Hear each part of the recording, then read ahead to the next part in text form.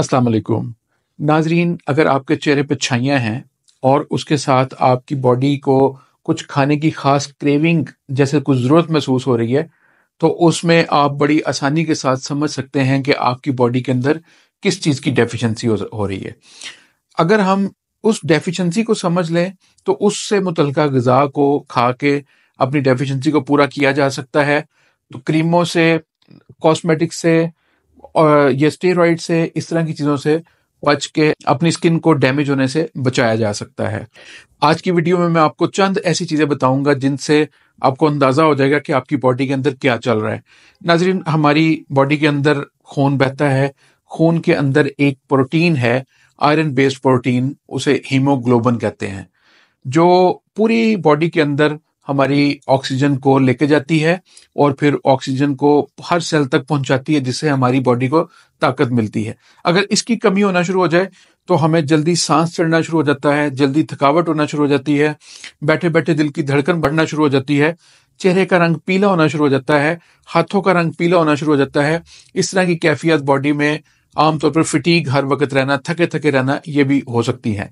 इसमें इसकी जब एक्सट्रीम लेवल पर चली जाती है तो कुछ खाने की क्रेविंग्स बढ़ जाती हैं। मसलन मिट्टी की ख्वाहिश पैदा होनी, मिट्टी खाने की, मसलन कच्चे चावल खाने की ख्वाहिश पैदा हो जाना, या बर्फ खाने की ख्वाहिश पैदा होना, या इसी तरह से जो ये होती है गाचनी वगैरह, इसका खाने का दिल करना, ये इसकी बड़ी अहम इलामत है। इसको पिक्का भी कहा जाता है।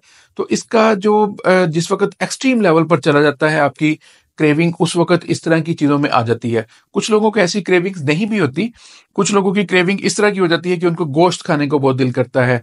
उनका यानी कोई ऐसी चीज़ें जो प्रोटीन बेस्ड होती हैं वो खाने को दिल करता है। तो ऐसे में समझ लें कि आपके अंदर एचबी की डेफिशिएंसी हो रही है। तो इसको आप, एक छोटा सा टेस्ट है वो भी करवा के ब्लड टेस्ट से चेक कर सकते हैं।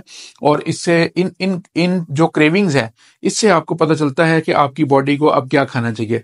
आपकी बॉडी को आयरन बेस्ड चीज़ें खानी चाहिए। आयरन बेस्ड चीज़ें कौन सी होती हैं? पालक खाएं, सब्ज पत्तों वाली सब्जियां खाएं, सेब के अंदर आयरन है वो खाएं, गोश्त, मीट खाएं, और इसके अलावा साथ विटामिन सी जरूर लें, जो इसको, आयरन को जो हम खा रहे हैं उसको जज़ब होने में बॉडी में मदद करता है। उम्मीद है कि ये वीडियो आपको काफ़ी काम आएगी। ये मेरी वीडियो का पहला पार्ट है। इस तरह की और कौन कौन सी डेफिशिएंसीज हो सकती हैं बॉडी के अंदर, इस पर इंशाल्लाह मैं अगली वीडियोस बनाऊंगा।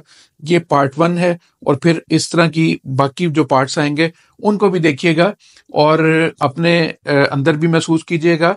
और जो ऐसे लोग जो शिकार हैं छाइयों का और वो बेचारे करवा रहे हैं जाके कॉस्मेटिक्स का ट्रीटमेंट, उनको जरूर ये शेयर कीजिएगा ताकि उनका भला हो जाए। स्किन डैमेज करने के बाद स्किन को हील करना, स्किन को हेल्दी करना बहुत मुश्किल हो जाता है।